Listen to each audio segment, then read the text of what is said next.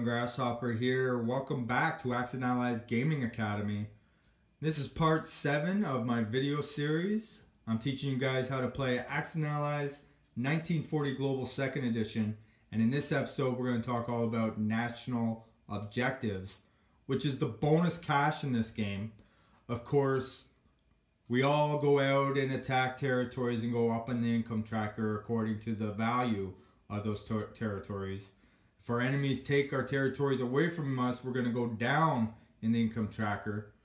And that is our initial income, but we have bonus cash in the form of national objectives. If you go out and achieve a certain objective, you're going to get a certain amount of income, and that varies. Take a look, I'm using my custom card deck. I've got Germany laid out to explain to you guys right off the bat. And other stacks here. Every single nation has at least one national objective. Now, this is not an out-of-box accessory. You won't get this as part of your components when you purchase the game, but I will put a link in the description box of this video, guys, where you can go and purchase your own card deck very, very cheap. Okay? And I think that this is essential, especially if you're new playing this game. You want to track and learn the national objectives. There are quite a few of them. They're all different. And it adds a certain complexity to this game. We're going to get into this right now.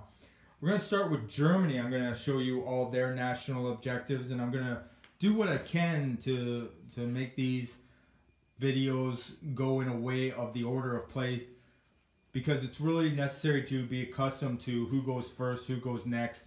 So of course, I've said this many times already, Germany is first in the order of play. Then it's the Soviet Union, Japan, United States, China after them, UK or United Kingdom, and then Italy, Anzac, and last France. So we're going to talk about all these national objectives. We do need a whole video because there's some that are a bit tricky. Let's start with Germany. Now I want to reiterate that the fact that we do not start the game with any national objective bonus cash. Now we may start the game with a national objective. For example, look at this Scandinavian resources. Germany controls Denmark and Norway, while Sweden is neither pro-allied nor Axis control, or sorry, allied control. Therefore, it's pretty much impossible not to collect for that one at the beginning of the game. But we're not going to start with more income other than our initial 30 IPCs in starting income. 30 IPCs is the total amount of all the territories that we control. Take a look here. Denmark's worth 2, and of course, if you add them all up, we're going to get 30. That's what we have to spend for our first turn. Now, we do not collect for national objectives until our collect income phase, which is much later in our turn sequence, all right?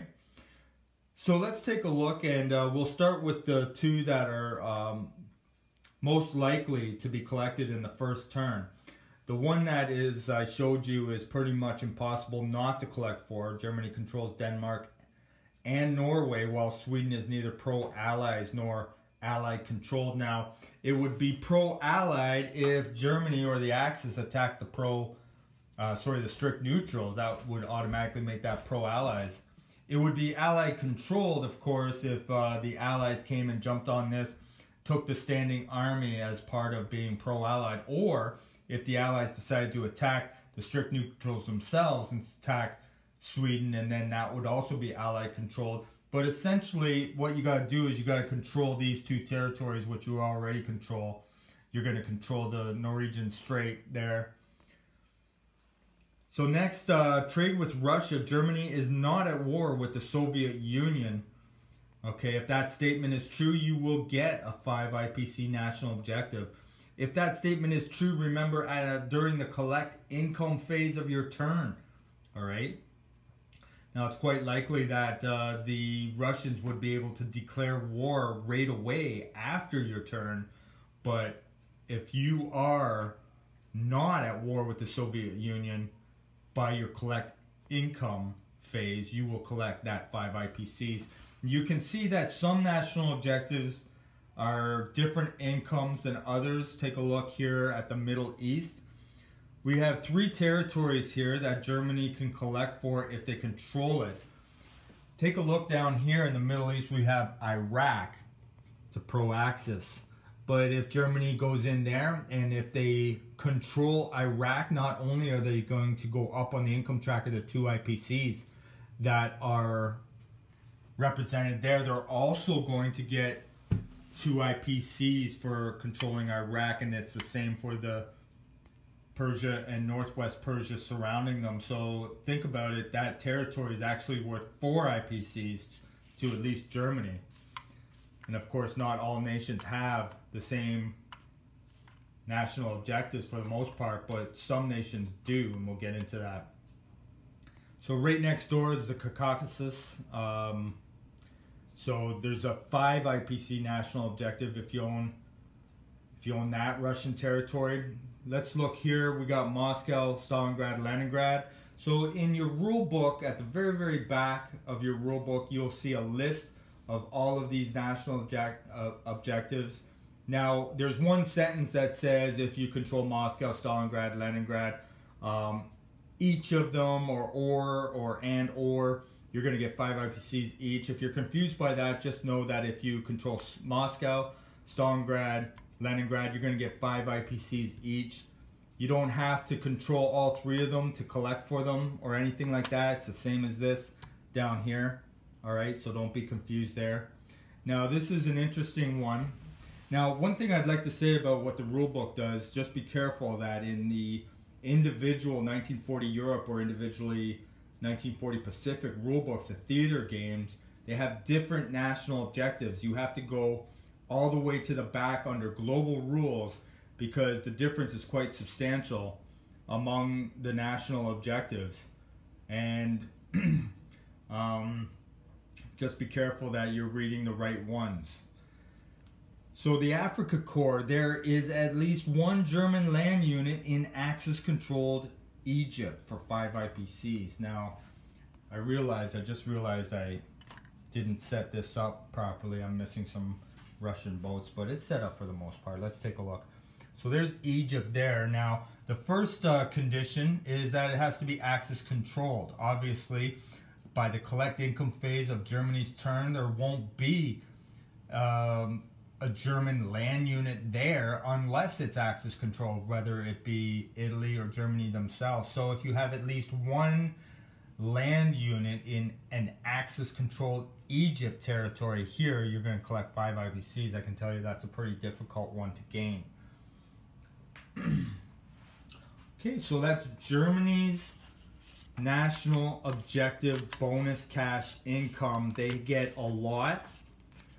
They get a lot of opportunity to make more money. Now, that being said, they have to go this way to get Leningrad, Stalingrad. They can go that way down there to get Cairo in the Middle East and whatnot. So they have to protect their Scandinavian resources. Obviously, they can't be neutral with Russia the whole game, so they're going to lose that 5 IPCs. Let's take a look now at Russia. Now, here's a big, big thing everybody needs to understand. You cannot collect national objective bonus income unless you're at war. So we saw that there was a card for Germany that they are not at war with the Russians. They collect 5 IPCs. Now, that means that they're keeping them out of the war. Russia is still neutral. All right. Now, remember, there's limits when you're neutral. You can't move into neutral territories.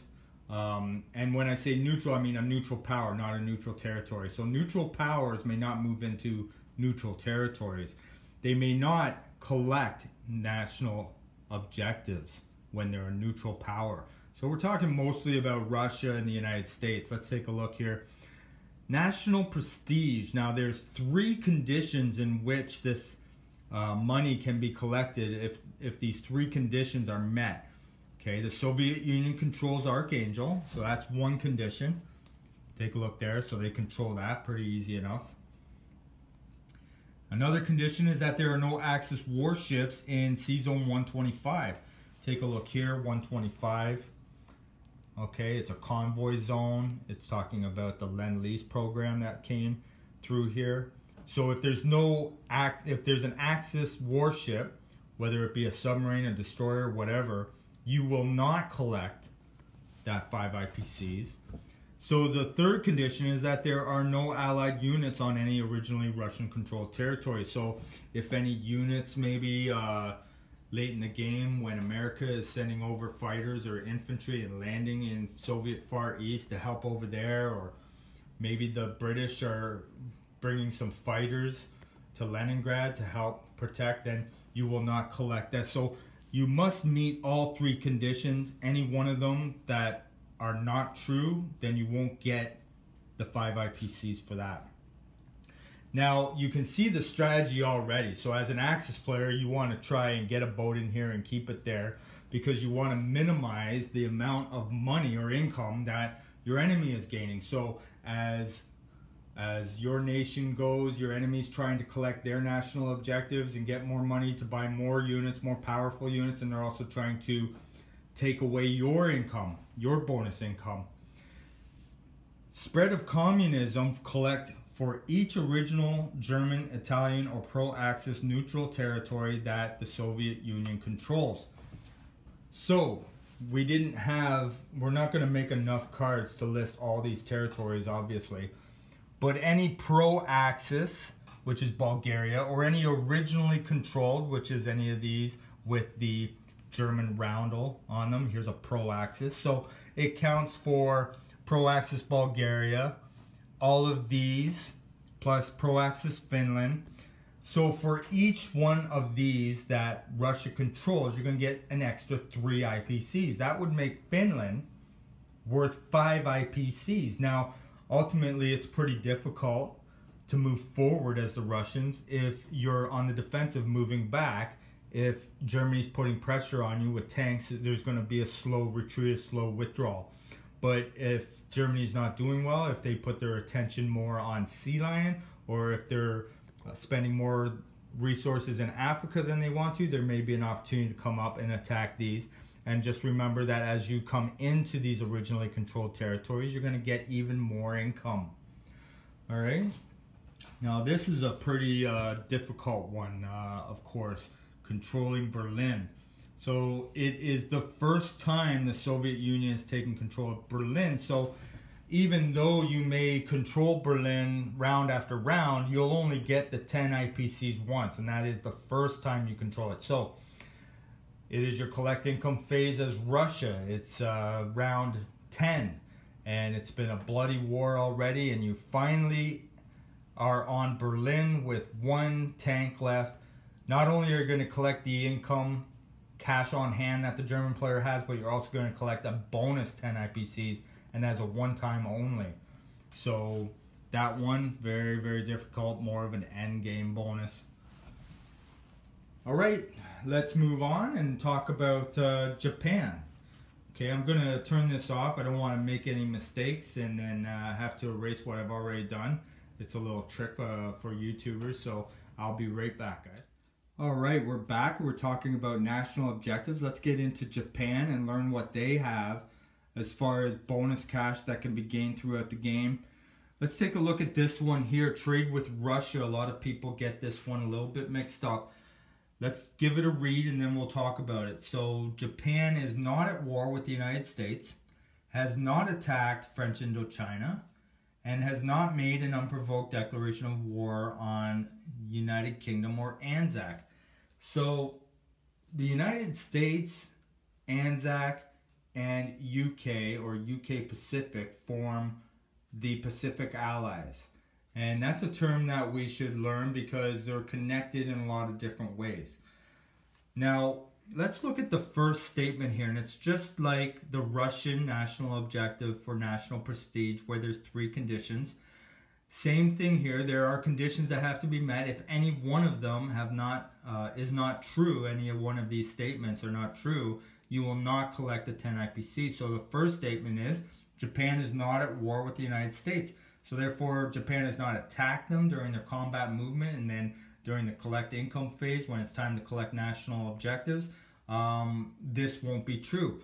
Now, if they're not at war with the United States, what's the next one? Has not attacked French Indochina. So take a look here. French Indochina. It is a French territory.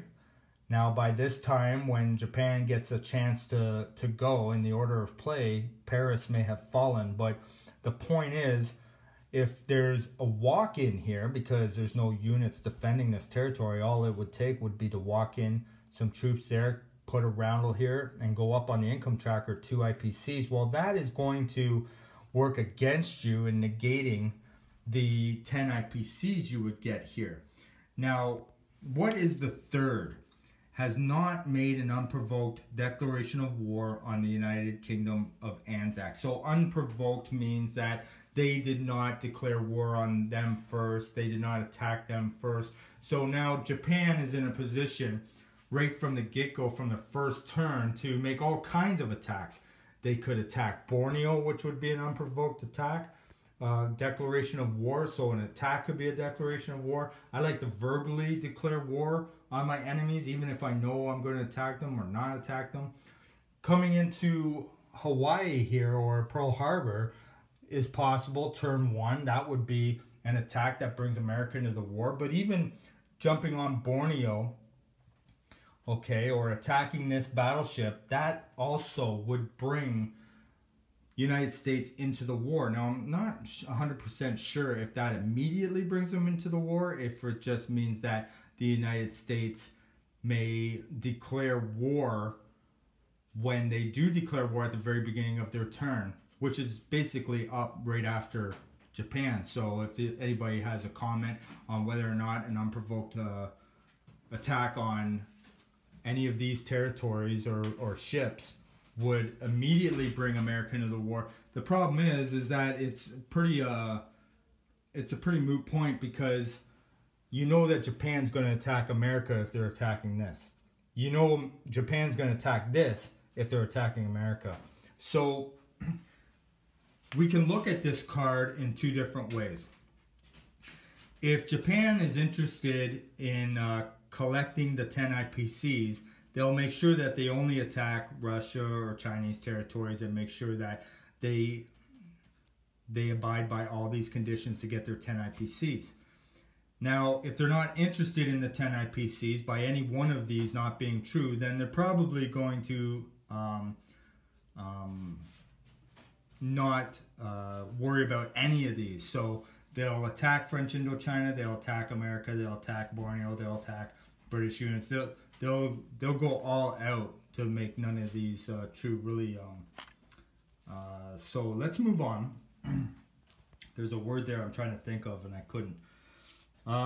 So the outer perimeter. Now, the Axis powers control all of the following territories: Guam, Midway, Wake Island, Gilbert Island, and the Solomon Islands. So obviously, in order to get the outer perimeter national objective, Japan is going to have to be at war with the Pacific Allies. I mean, Guam, Midway, and Wake are all American controlled. So this is going to be more of a late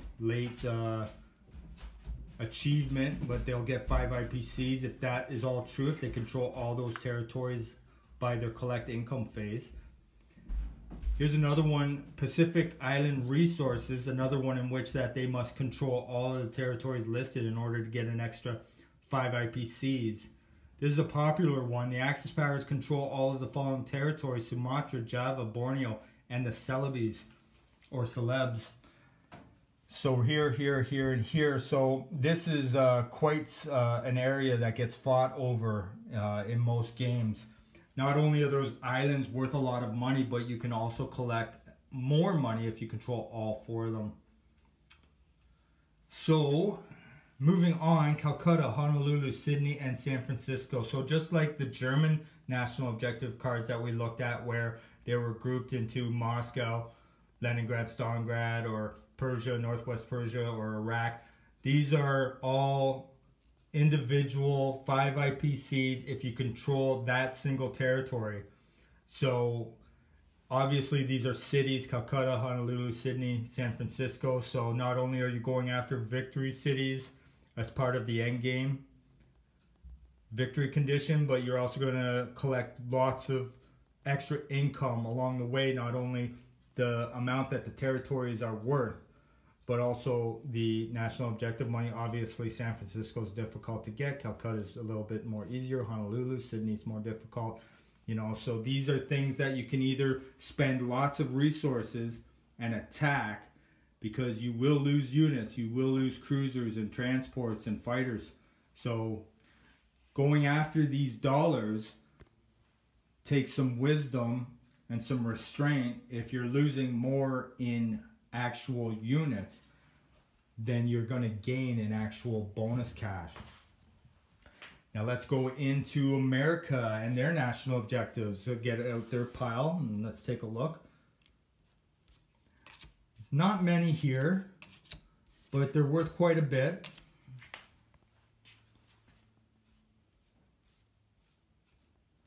Now, what's the #1 rule about national objectives? Well, neutral powers cannot collect national objectives until they're at war. So this is all a reason why Japan might not want to bring the United States into the war. Look at all this income that they might get just by being into the war. But if you leave them out of the war, you collect that 10 IPCs, trade with America, you attack Chinese territories or Russian units as Japan, and you leave America out of the war, you leave the British out of the war, Anzac out of the war, then they can't collect these national objectives because of the rule. But when they do enter the war, all right, they're going to automatically get some. For example, Central America. Let's take a look here. Sorry about the lighting. The United States controls Mexico, Southeast Mexico, Central America, and West Indies. Very, very likely that they collect this to begin the game. Or sorry, to begin their war effort when they do enter the war. But also throughout the entire game, because a lot of unreachable places there that the Axis have no interest in going after. So quite possible that they collect this all game. National sovereignty. This is 10 IPCs bonus. Let's read it here. The United States controls all of the following territories: Eastern United States, Central United States, and Western United States. So there is very, very 99.9% possibility that the United States are going to collect this all game. So 10 IPCs there, 5 IPCs there. So a safe 15 on top of whatever they've got on the income tracker, which is almost likely more than everyone else, until the Japan starts collecting heavy money in territories. The Philippines are a little bit more vulnerable. The United States controls the Philippines. They're going to get 5 IPCs. Now the Philippines is already worth 2 IPCs. So that's a 7 IPC swing. If Japan takes that, of course, a smart move for Japan is, if they are going to bring the Pacific Allies into the war, one of their first attacks and first gains should be or must be the Philippines, just because of that 7 IPC swing there. Of course, Japan won't get the 5 IPCs. It's only for America that they control it. Japan will get the 2 IPCs, however, and avoid America getting 7. The outer perimeter. The United States controls all of the following territories: Alaska, Aleutian Islands, Hawaii Islands, Johnson Islands, and Line Islands. Now, this is not as safe as some of the others, like national sovereignty or Central America. It's quite possible that the United States collects this as well, making it an even 20 IPCs bonus cash without breaking a sweat. But a savvy Japan player will find an opportunity to get one of these, whether it be Alaska, Aleutian Islands, Hawaii, Johnson Islands, or Line Islands, without giving much in units from some counterattack, just to take a little bit of money away from the United States. And last, for the United States, we got French liberation. There is at least 1 American land unit in Paris. So just like the Africa Corps national objective that I showed you for Germany having at least 1 land unit in Egypt, the same is true here. There is at least 1 American land unit in Paris. So that would require a beach landing and a liberation of some sort for Paris. Pretty dangerous in this game to take Paris and hold it. But there's extra money for the Americans if they join in and they help with that. Okay, so we're almost finished. Got a few nations left to go. I'm going to stop it here and come back. All right, see you in a second. Okay, everyone, we're back, and I'm going to show you the remaining national objectives. And let's go over here and talk about China. China has one national objective that can be gained. It's called the Burma Road. It's worth 6 IPCs. Let's take a look. And I touched on this in my last video a little bit. Take a look. See that black dot there? And it's got a red line passing through these territories. While India, it starts with India. That is the first territory. Then Burma, Yunnan, and Sichuan. So these are the territories that connect the Burma Road. There's 4 of them in total. Now, if the Allies control all 4 of these territories connecting the Burma Road, then Japan is going to get an extra 6 IPCs during their collect income phase. Now, not only do they get 6 IPCs, and that is, again, is during their collect income phase. Even better is if they start their next turn with the Burma Road already intact, because remember, Japan can counterattack. But if they begin their turn with the Burma Road already intact, then they get a special ability that they can use their income to purchase artillery units. Remember, China is limited to just our infantry, but if they control the Burma Road at the point where they're purchasing new units, they may use their money for artillery units. All right, so that is the Chinese Burma Road national objective. Let's take a look at the United Kingdom. United Kingdom has very, very few. You would think that they would have a lot, like America or Germany, but they have very few, and one is associated with the Europe half. Remember, we talked about split income. So not only do we split the income on the income tracker, we're going to split the national objectives. This is for Europe and this is for Pacific. And you can tell that I have placed a Union Jack roundel on the top there and a UK roundel so that we know that one is for Europe side, one is for Pacific side. Let's take a look and read what we got here. The United Kingdom controls all their original territories on the Europe side of the map. And we'll get into that. We'll take a look. And over here, Kwangtung and Malaya. The United Kingdom controls both Kwangtung and Malaya. Now, the United Kingdom Europe map spans, of course, all the way from the left-hand side to the center here. And now we do have a line that shows the Europe half being on this side and the Pacific half being on this side. Now remember, West India is part of this economy, all right?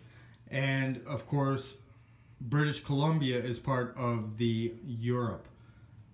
Now on the Europe half of the map, I'm certain that they're probably talking or including British Columbia as well.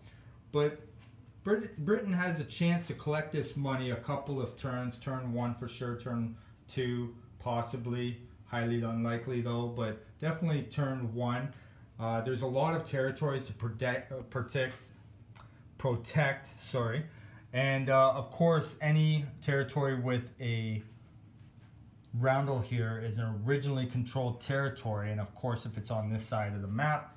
This also includes Gibraltar, okay, don't forget about that. Malta, you know, so any one of these are gone. You're not going to get that 5 IPCs, so very difficult to keep that. And of course over here on the Pacific, we have the Kwangtung and Malaya. Kwangtung is up here, and Malaya is down here. Now strategy-wise, of course, remember I told you when Japan is ready or want the initiative to attack the Pacific allies, there's some things that they're just not going to forget. Like for example, the Philippines, they won't forget when they're ready to attack, whether it's turn 1, turn 2.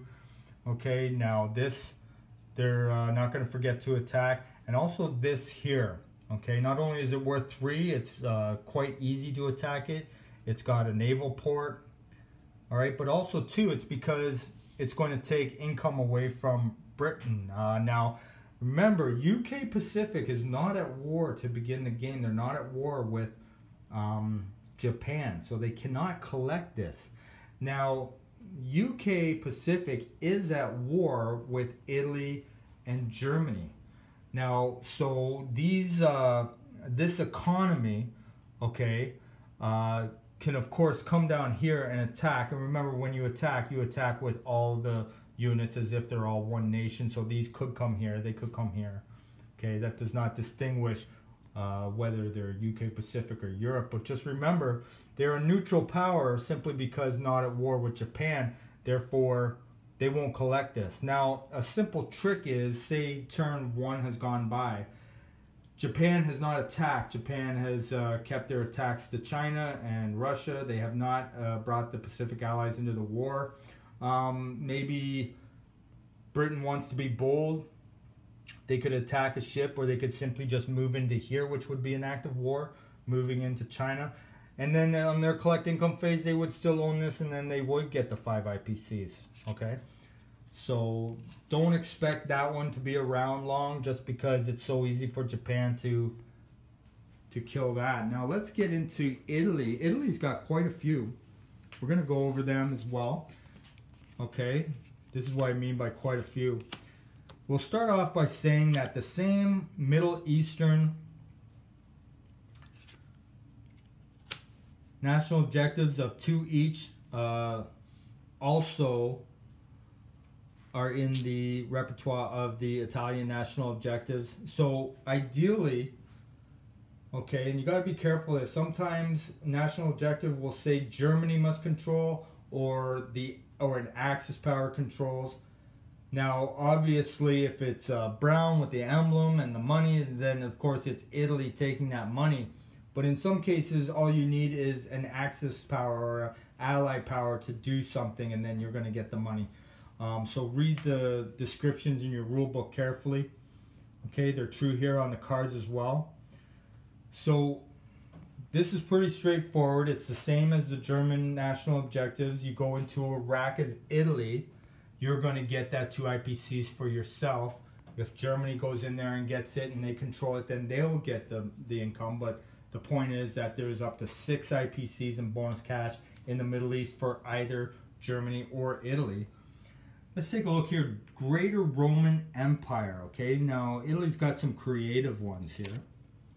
The Axis powers, again, right there. The Axis powers control 3 of the following 4 territories: Gibraltar, southern France, Greece, and or Egypt. So remember what I said about if your allies could control something. So let's say Germany comes and takes southern France, or Germany comes down and takes Greece, and Italy controls southern France, and Germany controls Gibraltar. Now you only need 3 of these 4 listed. So they control 3 of the following 4, whether it be Gibraltar, southern France, Greece, and or Egypt.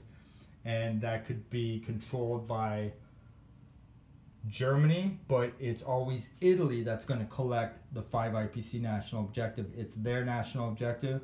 It's helping them control the Med and the strategic cities surrounding the Med. Here's pretty straightforward. No Allied ships in the Mediterranean. So there are no Allied surface warships in the Med. So that does not include, of course, submarines and transports. So surface warships, anything in the Med that is a surface warship, you're not going to get the 5 IPCs, okay? Now, the Allies could have some submarines and some transports in the Med. You would still collect that. The way that the wording goes, if you're going to include submarines, is you're going to just say Allied warships, which would include submarines. But because it says Allied surface warships, it excludes the submarines, okay? North Africa, the Axis powers control all of the following territories. So you saw one here where it asked that you only control 3 of the 4 territories. This one is asking that you control all of the following territories listed. And they are Morocco, Algeria, Tunisia, Libya, Tobruk, and Alexandria.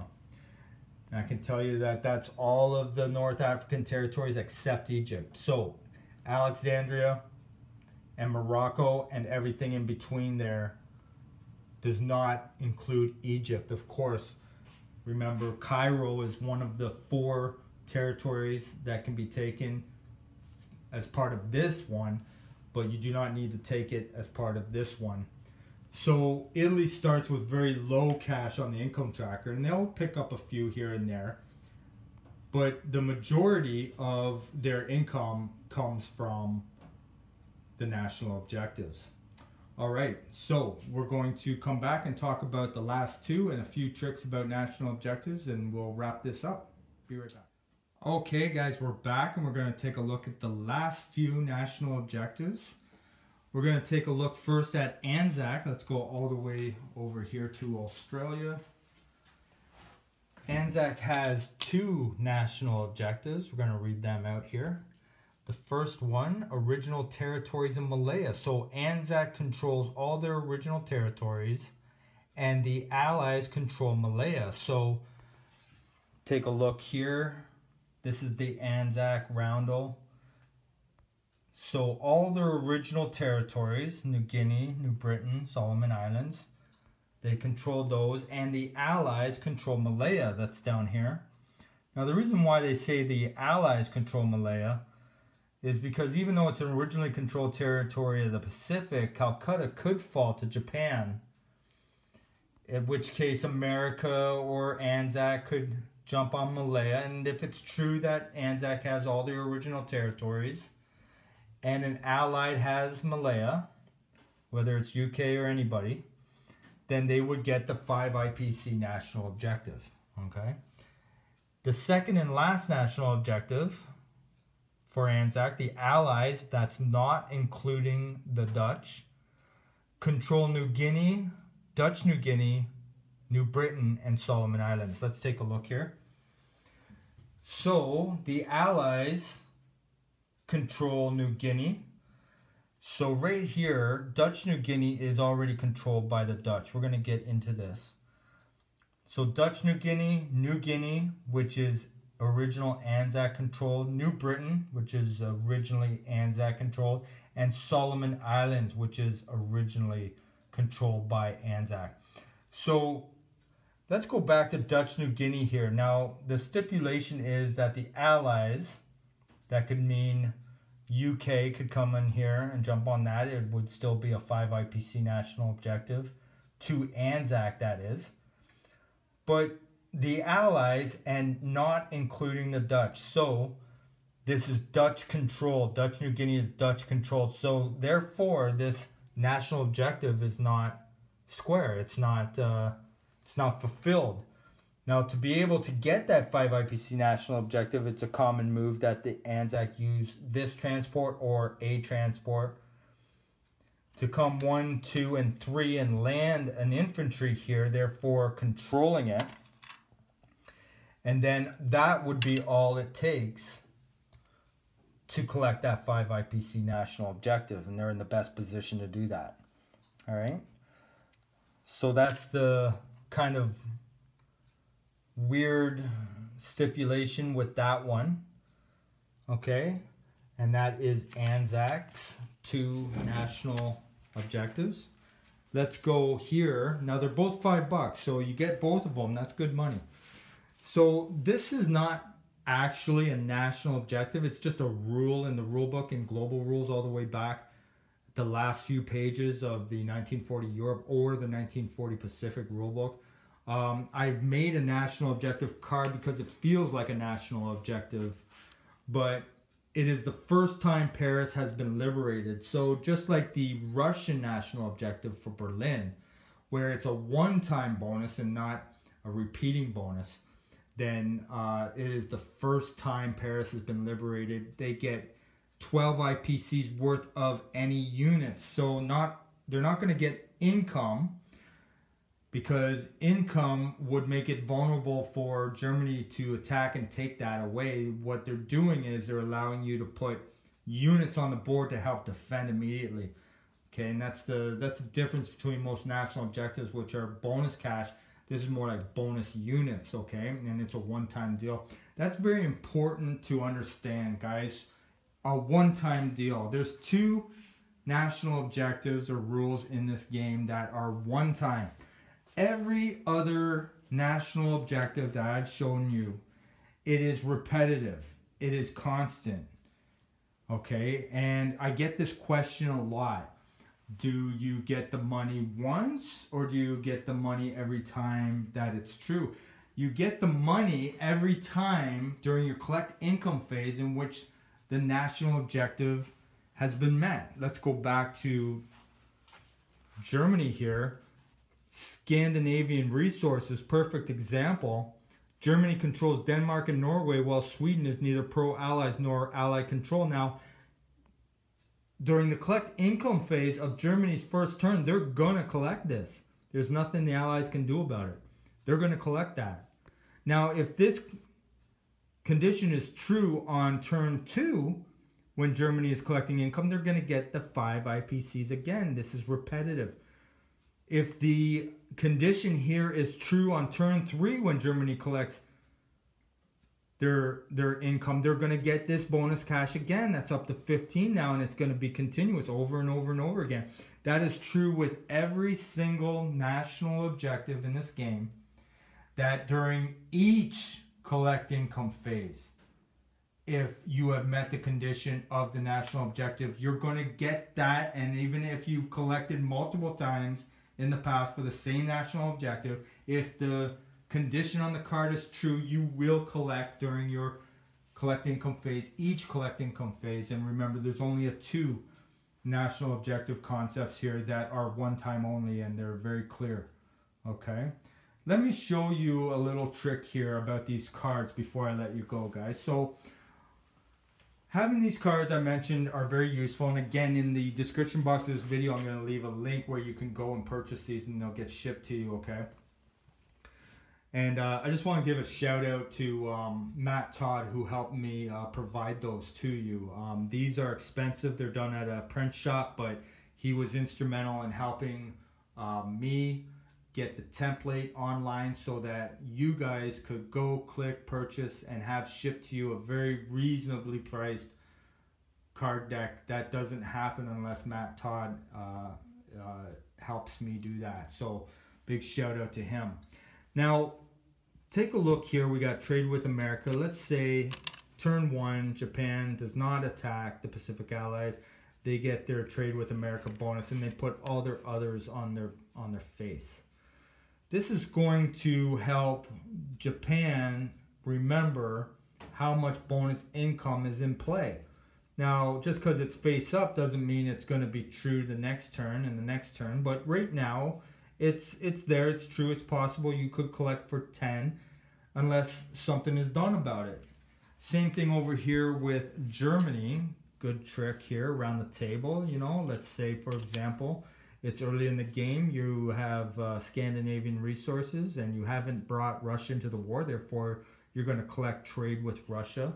And we're going to flip the others on their face because we don't have any of those gained right now. So this is going to be a reminder that we are up to 10 IPCs in national objective bonus cash that can be collected for. And if any one of these were true, okay, let's get a good one here. Let's say it's later in the game and Leningrad has been taken.